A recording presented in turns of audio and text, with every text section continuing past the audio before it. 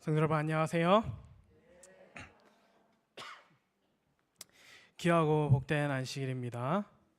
오늘은 이 기계에 좀 문제가 생긴 것 같습니다. 그래서 화면에 성경책을 띄워드릴 수가 없어요. 이따금씩 이런 사고가 발생합니다. 다시 성경책 가지고 오신 분들은 제 성경책을 좀 챙기시고, 또 없으신 분들은 휴대전화 안에 있는 성경책을 함께 찾아서 함께 보시면 좋겠습니다.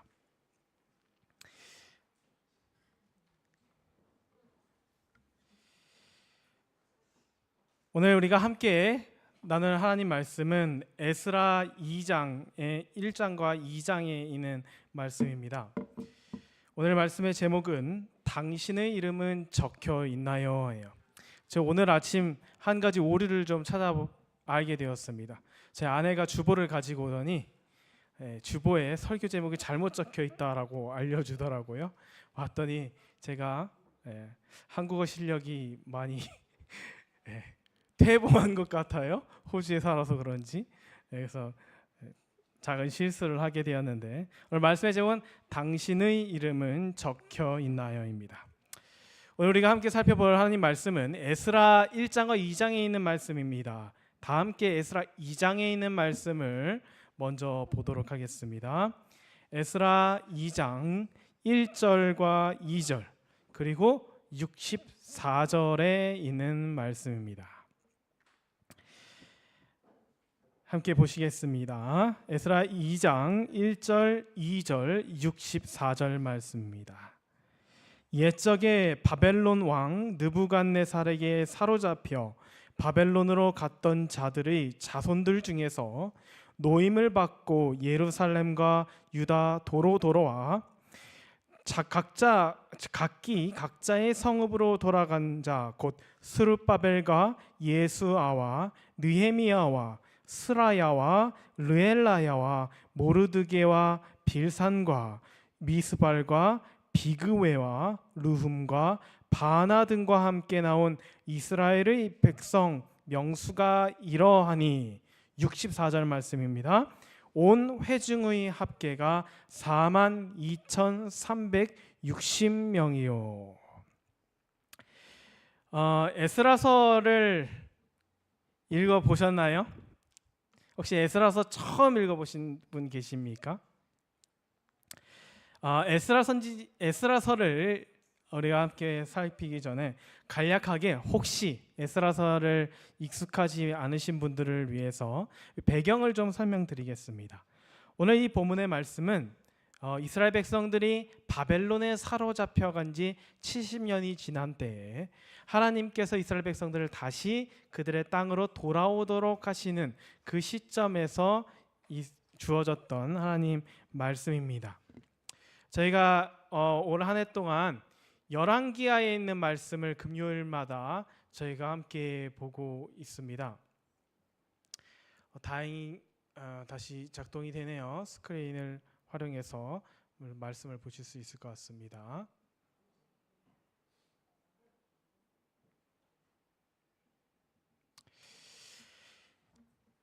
열왕기하의 말씀을 저희가 살펴보고 있는데, 열왕기서에 보면 이제 이스라엘 백성들이 두 나라로 나눠지게 되지요. 남유다와 북방 이스라엘. 그 중에서 북방 이스라엘은 하나님의 말씀에 늘 불순종해서 결국 멸망하게 됩니다. 기원전 722년에 아시리아에 의해서 완전히 멸망돼요. 근데 단지 나라가 망하고 그 다음에 사람들이 죽고 여기서 그친 게 아니라, 이때 아시리아는 어떤 정책을 펼치냐면 강제 이주 정책을 시행합니다. 쉽게 이야기하자면, 여기가 이제 우리가 사는 땅이 이스라엘이라고 한다면 시드니 사는 사람들을 죄다 뉴질랜드 같은 데다 옮겨놓고, 저기 오클랜드나 이런 데로 옮겨놓고, 또 오클랜드 있는 사람들을 저 멀리 런던에다 옮겨놓고 막 뒤죽박죽 섞어놓는 것이에요. 그래서 그들이 그들의 땅에서 살지 못하도록, 반란을 심히 꾀하지 못하도록 하기 위해서 강제 이주 정책을 펼쳤습니다. 그러면서 이스라엘 10지파, 그 북이스라엘에 속해 있던 10지파는 온 세계에다 이제 그 당시 이제 근동 지방이죠. 그게 다 아시리아 제국 안에 다른 땅에 다 흩어지게 되었어요. 그리고 실제로 이스라엘 백성들이 살던 그 땅, 사마리아와 그 북방 이스라엘 땅들은 아시리아가 점령했던 다른 나라의 사람들을 또 강제로 이주시켜서 거기다가 데려다 놓은 것이죠. 그래서 예수님 시대에 오면 사마리아 신인들이 무시받지요. 왜냐하면 그들은 그 정통 이스라엘 사람들이 아니기 때문입니다. 혼혈 아들이거나 아니면 강제로 이주됐던 조상들의 후예이기 때문에 그래요. 그래서 그들은 하나님을 올바르게 섬기지도 않았었지요. 이렇게 이스라엘 10지파가 흩어지게 됩니다. 하지만 남방 유다는 조금 더 오래 가요.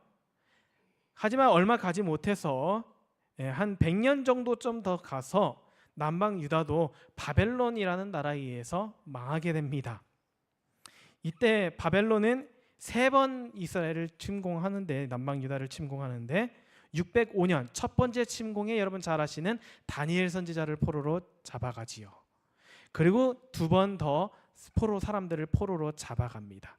그래서 이 유대와 예루살렘에는 이제 노인들, 그리고 바벨론 정부에서 판단하기에 데리고 가도 그닥 쓸모없는 사람들로 여겨지는 사람들을 제외한 그 사람들만 남게 되고, 대부분의 사람들이 사로잡혀서 가서 강제로 노역을 하거나 포로로서 삶을 살아가고 있었어요.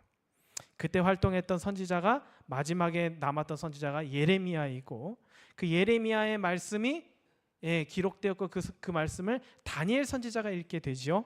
그래서 70년의 포로 생활이 끝나간다는 것을 알고, 그러면서 그 바벨론에 사로잡혔던 하나님의 백성들 사이에서 희망의 이야기들이 오고 가기 시작합니다. 그때 그 백성들과 함께 있었던 사람이 바로 이 에스라예요. 이 에스라가 그 백성들과 함께 돌아오는 것이죠. 70년이 끝납니다. 그리고 예루살렘 성이 무너진 지는 한 50년 정도 지났어요. 이때 사로잡혀 갔던 사람들 중에서 많은 사람들은 대부분 바벨론에서 생애를 마감하게 됩니다.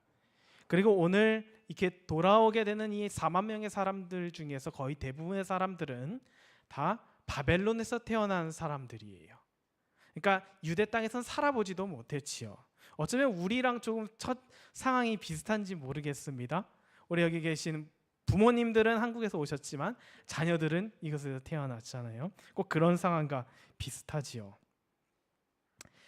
이 오늘 본문에 나오는 사람 중에 가장 먼저 등장하는 사람, 스룹바벨이라는 사람이 있습니다.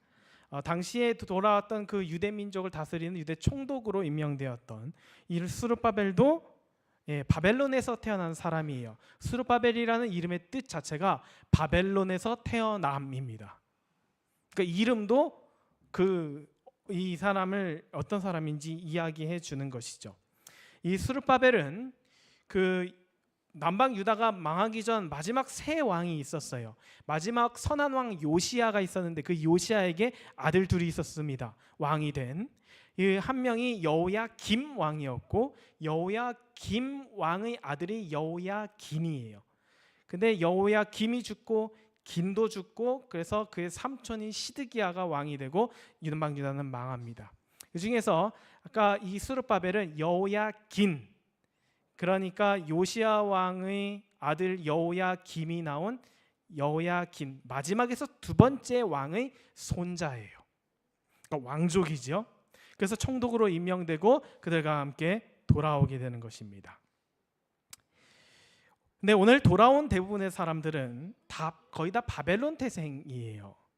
그래서 사실 성경이 이야기했던 것처럼 돌아왔다는 표현이 사실 좀 어색합니다. 맞지 않지요. 돌아왔다라는 것은 내가 원래 그곳에 살았다라는 것을 의미하잖아요.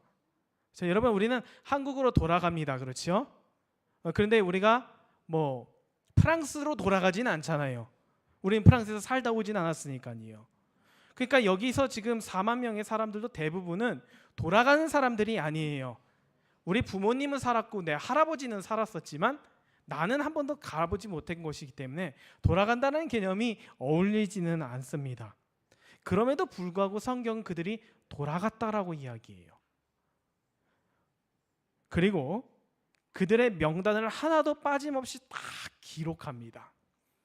그래서 예스라 2장에 보면요, 지금 저희가 읽은 2절 뒤에 3절부터 63절까지 60절에 거쳐서 사람들 이름이 쭉 나옵니다. 그래서 그때 돌아갔던 4만 명의 사람들이 가족별로 분류해서, 집안별로 분류해서, 예를 들면 조씨 집안, 김씨 집안, 박씨 집안, 이씨 집안 이런 식으로 해서 쫙 분류해서 그 기록을 남기고 있어요. 근데 여러분, 이따금씩 이제 말씀을 읽다 보면 이런 족보들이 나올 때 있죠. 족보 다 읽으시나요? 좀 넘어가는 경우들 있잖아요, 그렇죠? 뭐 예수님 족보도 아니고, 그렇죠? 예수님 족보도 거기 있는 사람 다 모르겠는데, 뭐 여기에 나와 있는 사람들 이름을 사실 어렵습니다. 발음하기도 어렵고 기억하기도 어렵고 성경에서 다른 이야기를 찾기도 어려운 그 이름들을 왜 하나님께서는 기록해 두셨을까? 그래서 우리가 다 읽을 수는 없고요, 너무 길어서 딱 10가문의 이름만 한번 읽어보려고 합니다. 3절부터 12절의 말씀에 한 절당 한 가문이 소개되어 있습니다. 바로스 자손이 2172명이요, 스바랴 자손이 372명이며 아라 자손이 775명이요, 바핫 모압 자손 곧 예수아와 요압 자손이 2812명이요, 엘람 자손은 1254명이요, 사뚜 자손이 945명이요, 삭게 자손이 760명이요, 바니 자손이 642명이요, 브베 자손이 623명이요, 아스가 자손이 1222명이요. 더 읽을까요? 길어요. 굉장히 길습니다. 이렇게 가문들이 쫙 되어 있어서 62절까지 가요. 그 사람들의 합이 뭐라고 했냐면, 저희가 방금 64절 읽었었죠? 온 회중의 합계가 42,360명이요 라고 성경은 기록합니다. 빠지지 않아요, 한 명도. 대략 4만 정도 돼요 이렇게 하지 않아요. 42,000명 정도 되더라라고 하지 않습니다. 42,360명. 한 명이 더 있었으면 42,361명이라고 기록했겠죠.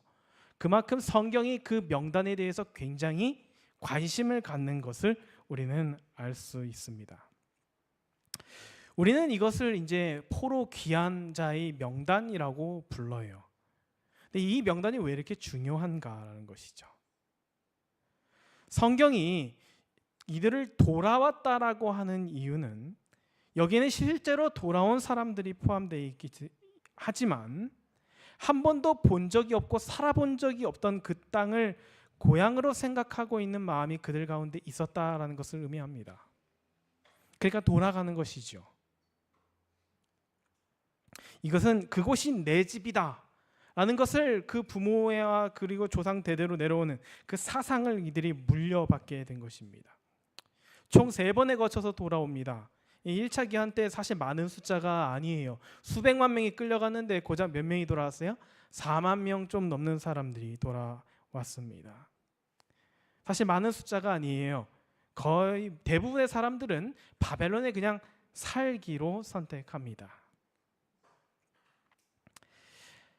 이 바벨론으로부터 오는 귀환을 학자들은 두 번째 출애굽이라는 표현을 사용해요. 마치 이스라엘 백성들이 이 오래전 애굽에서 나왔던 출애굽 사건에 빗대어서 이는 출바벨론, 두 번째 출애굽이다라는 표현을 사용합니다. 사람의 땅에서 하나님의 땅으로 가는 것이죠. 우상 숭배를 하는 땅에서 하나님을 예배하는 땅으로 가는 것이고, 죄가 가득한 땅에서 거룩한 땅으로 가는 것입니다. 그래서 두 번째 출애굽이라는 표현을 하시오. 이거는 그 출애굽 사건과 출바벨론 사건이 가진 하나의 몇 가지 공통점이기도 합니다. 그런데 출애굽과 출바벨론에는 공통점도 있지만 차이점도 분명히 있다라는 거예요. 그 차이는 첫 번째 뭐냐면, 애굽의 종살이와 달리 바벨론의 삶은 윤택했다라는 것입니다.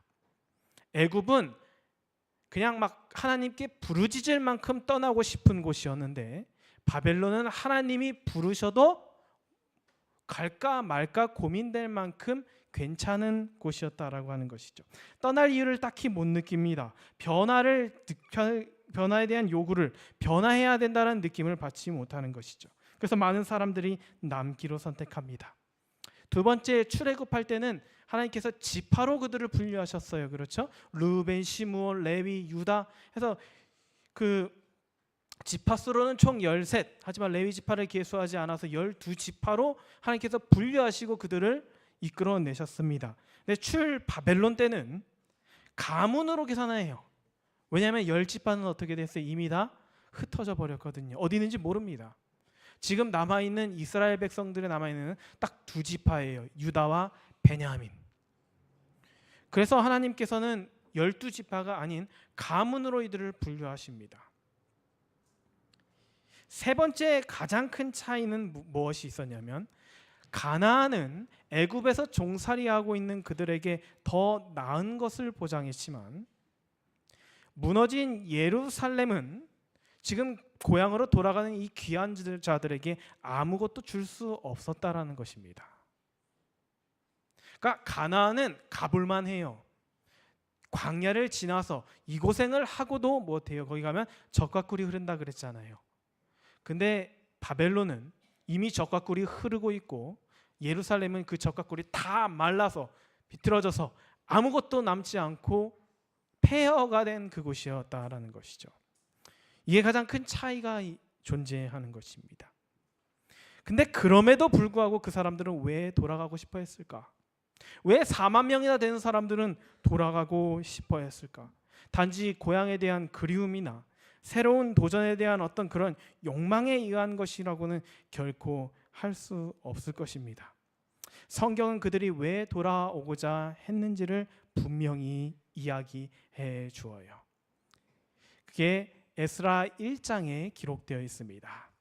에스라 1장에 있는 말씀을 함께 보시면, 바사왕 고레스 원년에 여호와께서 예레미야의 입으로 하신 말씀을 응하게 하시려고 바사왕 고레스의 마음을 감동시키심에 저가 온 나라에 공포도 하고 조서도 내려가로되, 바사왕 고레스는 말하노니 하늘의 신 여호와께서 세상 만국으로 내게 주셨고 나를 명하사 유다 예루살렘의 전을 건축하라 하셨나니 이스라엘의 하나님은 참 신이시라.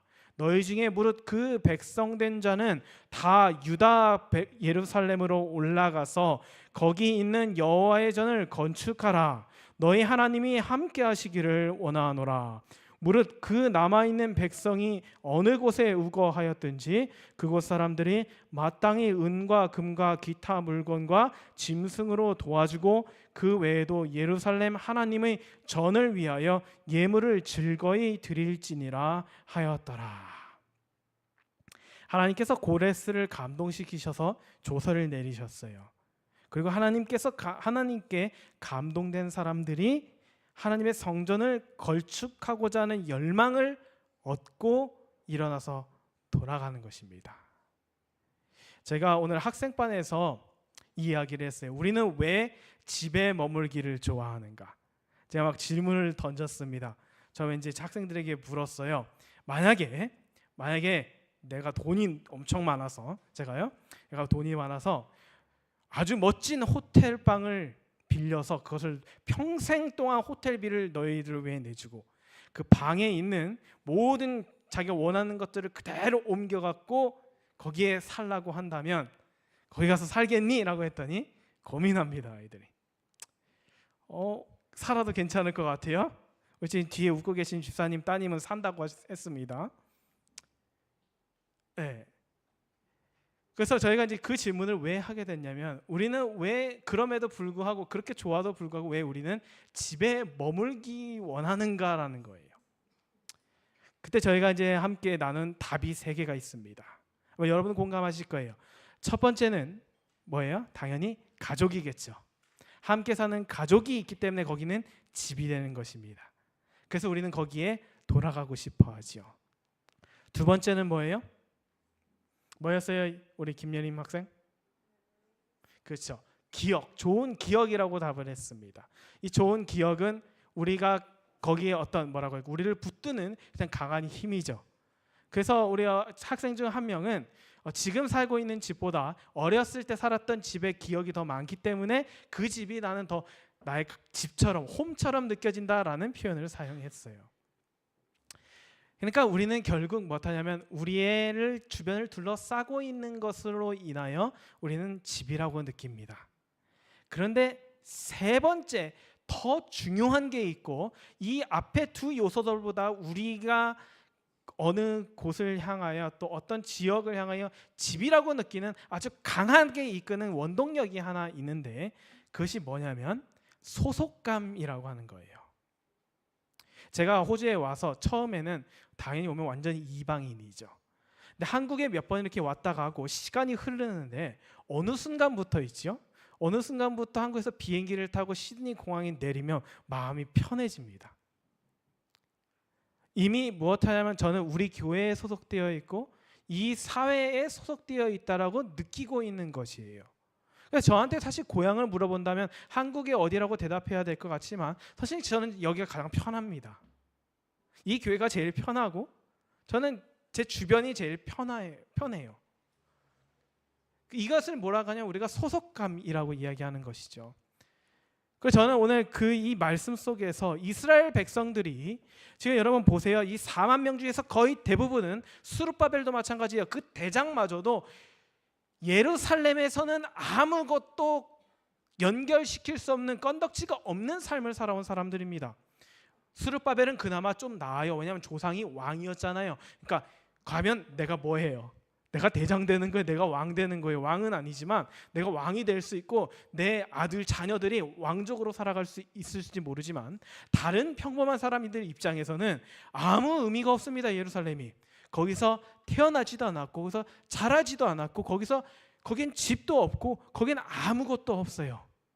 근데 그럼에도 불구하고 그들을 움직였던 것은 뭐냐면 바로 이 소속감입니다. 여기에 고레스 왕이 분명히 이야기하죠. 에스라 1장 1절의 말씀, 2절의 말씀에 보면 감동시키셨습니다. 그러면서 그가 조서를 내리죠. 그러면서 3절에 보면 뭐라고 하냐면 이스라엘 하나님은 참 신이시라, 너희 중에 무릇 그 백성된 자는 이라고 이야기해요. 그러니까 이 말은 다시 이야기하면 너희 중에, 너희 유대인이라고 히브리 사람이라고 하는 사람 중에 하나님의 백성이라고 생각하는 사람은 다 예루살렘으로 올라가라라고 이야기하는 것입니다. 연결이 되시죠? 내가 어디에 속했는지가 분명한 사람이 바로 이 4만 2천 명이 되는 사람들이에요. 나는 그 땅에 대한 기억도 없고 그 땅에 대한 추억도 없고 그 땅에는 가족도 없고, 가족들 다 잡혀갔거든요. 나는 거기에 재산도 없고 나는 거기에 직업도 없고 일자리도 없고 나는 거기에 아무것도 없지만 딱 하나 그들의 마음을 움직일 수 있는 것, 하나님께서 감동시키셔서 그들의 마음을 움직였던 딱 하나는 뭐냐면 나는 누구 백성이다요? 나는 하나님 백성이다라는 거예요. 그거 하나 때문에 이들은 올라가는 것입니다. 저는 이들의 모습을 보면서 너무나 놀랐어요. 이것보다 멋있는 건 없어요. 이건 출애굽이 비교가 안 돼요. 출애굽은 막 하나님 죽겠어요 막 이래갖고 모세가 와서 그냥 그쵸 막 다 챙겨갖고 막 해줄 거 다 해주고 더 좋은 곳 가자. 야 우리 이제 더 큰 집에 갈 거야.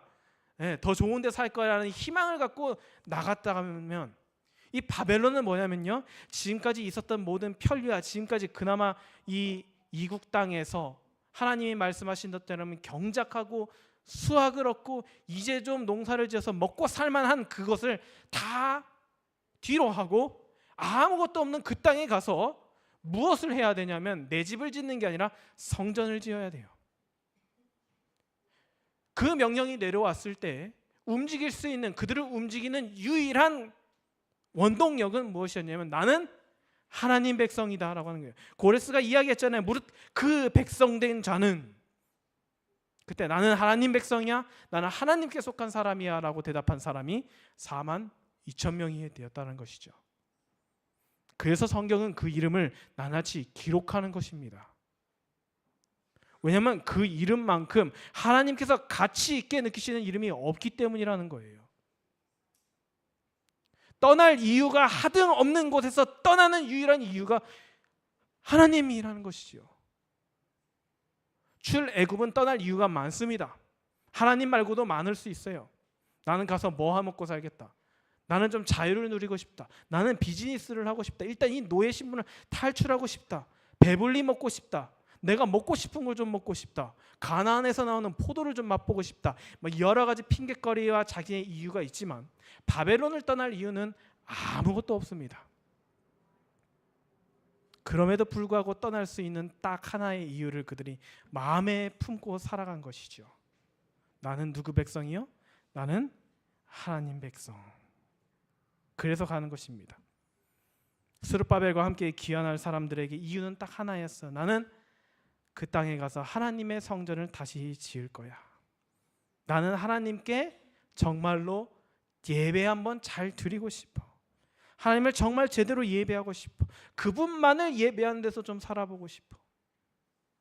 무너진 예배 정신을 좀 회복하고 싶다라는 열망만이 그들 마음을 움직였던 것입니다. 성전 건축은 오늘날 교회 건물을 건축하는 것과는 다른 의미입니다. 여러분, 우리가 이제 성전 이렇게 표현하잖아요. 이것을 가리켜. 이게 성전이 아니에요. 여기는 예배당입니다. 예배를 드리는 하나의 공간이에요.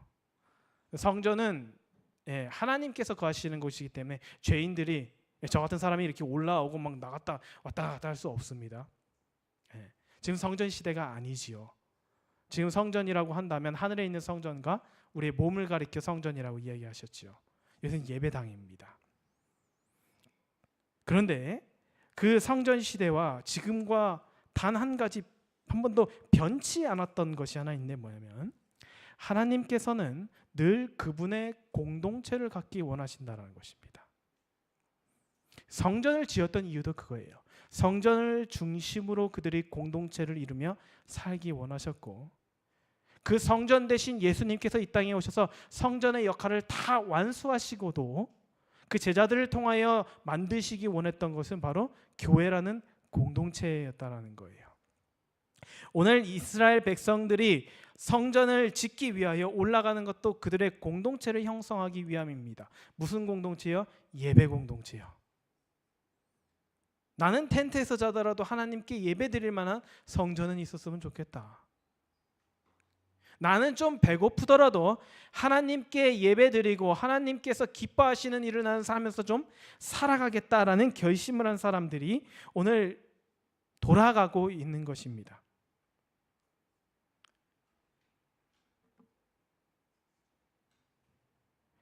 하나님께서는 우리의 개인의 삶에서도 역사하시지만 많은 경우에 성경에 보면 공동체로서 우리를 취급하시는 걸 참 자주 보게 되어요. 그것이 가족 원리입니다.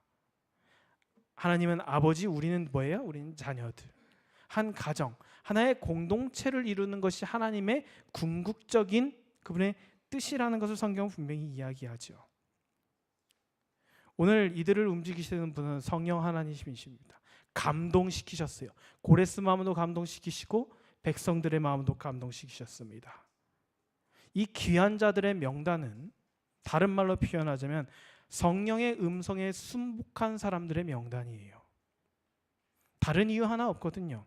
하나님께서 그분의 공동체를 세우시기 위하여 부르셨을 때 그 음성에 순복한 사람들의 명단입니다. 그들이 돌아왔다라는 것은 결과예요. 하나님이 보시는 것은 뭐냐면 누가 결심을 내렸는가. 그 바벨론 땅에서 누가 이 모든 것들을 포기하면서 주님께서 주님의 성전을 회복하기 위하여 떠나기로 결심하였는가.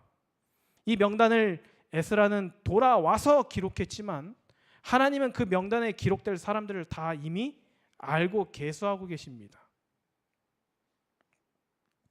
성경에 보면 구원받을 사람들의 명단이 되어 있지요. 그걸 생명책이라고 우리는 배웁니다. 근데 이번에 돌아온 사람들만 구원받는 게 아니에요. 2차 귀환, 3차 귀환 이렇게 남아 있습니다. 또 그 중에는 사정이 안 돼서 그렇죠, 다 너무 연세가 드셔갖고 여행을 하실 수 없는 분들도 있으셨겠지요. 근데 오늘 이야기는 일반적인 의미의 구원을 우리에게 설명해 줍니다. 저는 개인적으로 구원받았다라는 표현을 잘 사용하지 않습니다. 왜냐하면 사실 의도적으로는 피해요. 왜냐하면 구원받았다는 내 입장을 표명하는 거거든요. 성경에 보면 구원은 하나님의 은혜로 시작되어서 사람의 반응으로 완성되게 되어 있습니다. 그래서 성경은 역할이 분명히 나눠져 있어요. 하나님은 구원을 주시고 사람은 구원을 받아요. 구원받았다는 내 상태를 표현한 이야기입니다. 하나님이 주신 것을 받았다라는 거예요. 이거는 믿음의 표현입니다. 하지만 동시에 정말 많은 경우에 지나친 자기 확신에 차서 하는 이야기일 수 있다라고 하는 거예요. 나 구원받았어. 뭘 보고요? 저는 이따금씩 놀래요. 왜? 구원받았는데 그래요? 그럼 나도 받은 것 같네요. 여러분, 구원받았다는 것은 예수님을 영접했다는 거예요. 예수를 받았다. 예수님을 받으면 우리 삶이 예수님처럼 거룩해져야 합니다. 구원받은 사람은 여러분 구원받은 예수님의 표가 나게 되어 있어요. 그렇죠?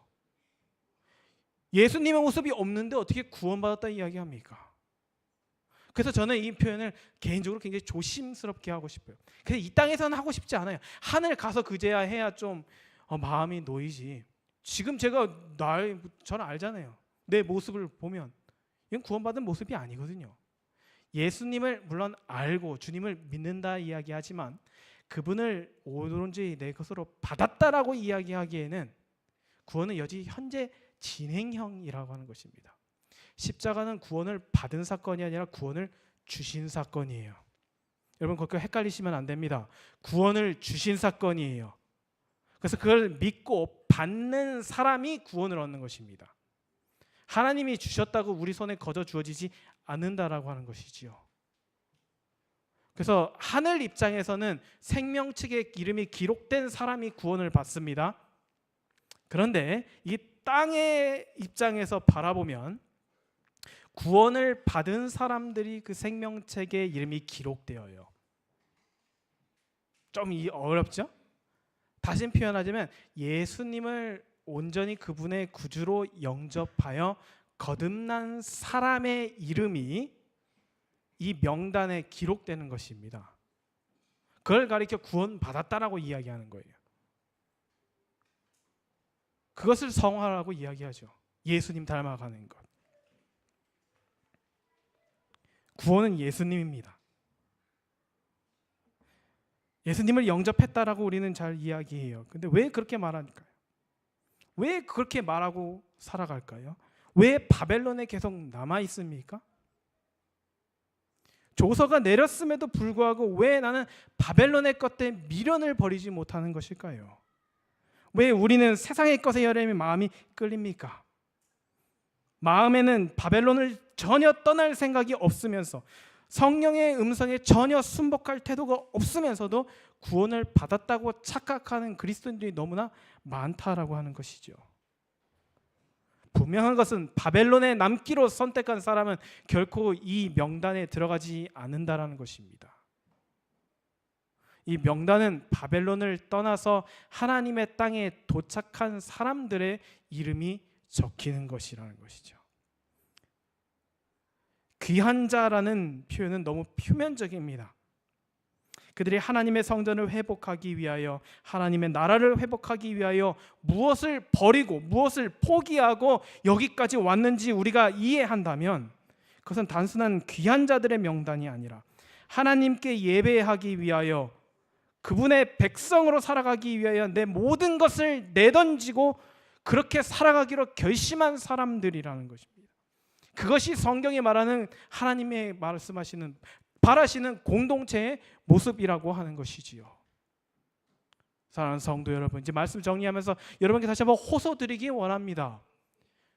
여러분은 하나님의 공동체를 형성하기 위하여 그것의 일원이 되기 위하여 어디까지 포기하실 수 있고 어디까지 버리실 수 있겠습니까? 정말 바벨론을 떠날 수 있겠습니까? 정말 바벨론을 떠나기 원하십니까? 바벨론은 내가 막 세상의 오락과 환락에 빠져서 사는 것을 의미하지 않습니다. 이것은 하나님께 예배드리기 위하여 하나님의 말씀에 전적으로 순종하기 위하여 살아가고자 하는 의지조차 없는 사람들, 그리고 그 의지를 실현하고자 노력조차 하고 있지 못하는 주저하고 있는 모든 사람들의 상태를 의미하는 것입니다. 바벨론은 이 세상에 있는 것이 아니라, 교회 밖에 있는 것이 아니라 우리의 마음속에 있다라는 것을 성경은 이야기합니다. 바벨론을 떠나십시오. 바벨론을 떠나게 되시기를 간절히 축복합니다. 우리가 이제 한 해를 또 준비하는, 우리는 공동체를 다시 한번 조직하고 또 우리는 조율하게 되었습니다. 그리고 그 사업이 거의 맞춰져 가고 있지요. 하나님께서 우리를 어떻게 부르시던 간에 우리는 여기에 내가 시드니 사니까 이 교회에 오는 거고, 우리 집과 좀 가까우니까 여기에 오는 거고, 그렇게 하니까 이 공동체의 일원이 되는 것이 아니라는 것 여러분 다 아실 것입니다. 이 이스라엘 백성들이 다 예루살렘에 살지 않아요. 이들은 예루살렘의 성전을 짓고 나서 각자 자식의 조상들이 사던 유다 전역으로 흩어져서 살아가게 됩니다. 그럼에도 불구하고 자기는 1년에 한 번 갈까 말까 한 그곳을 위하여 자신의 모든 것을 내던지는 것은 그들이 하나님께 속했음을 인정하기 때문에, 나는 그냥 하나님의 공동체의 일원이기 때문에 그런 헌신과 그런 모습으로 이 공동체를 위하여 스스로를 내어 던지게 된 것이지요. 저는 이 공동체의 정신이 여러분 모두에게 있게 되기를 축복합니다. 여러분 이 교회 오실 때 항상 생각하세요. 여기가 가까워서 오시는 거 아니잖아요, 그죠? 뭐 10분 거리 하나 더 있으면 거기 가시렵니까? 뭐 그러실 수도 있지만 우리는 그런 이유로 교회를 세우고 교회를 유지하는 것이 아닙니다, 그렇죠? 하나님 백성이니까 하나님께서 세우신 공동체에 참여해야 하는 것입니다. 그것이 하나님께서 우리에게 바라시는 것이고 에스라와 함께 돌아왔던 사람들의 모든 마음이었다라는 것이죠. 하나님께서는 그것을 참 예배로 받으실 것입니다. 아무쪼록 하나님께서 세우신 이 공동체를 여러분 다시 한번 하나님의 목적에 맞게 또 하나님의 뜻에 맞게 다시 한번 지키고 이것을 유지하고 이것을 성장시키고 이것과 함께 하기 위하여 여러분 다시 한번 하나님의 감동으로 한 발자국 더 나아가시게 되기를 간절히 축복합니다. 모쪼록 하나님의 부르심에 다시 한번 응답하시기로 결심하신 여러분 모두의 삶에 우리 주님의 크신 복이 함께 하시길 바라며 말씀을 마치겠습니다.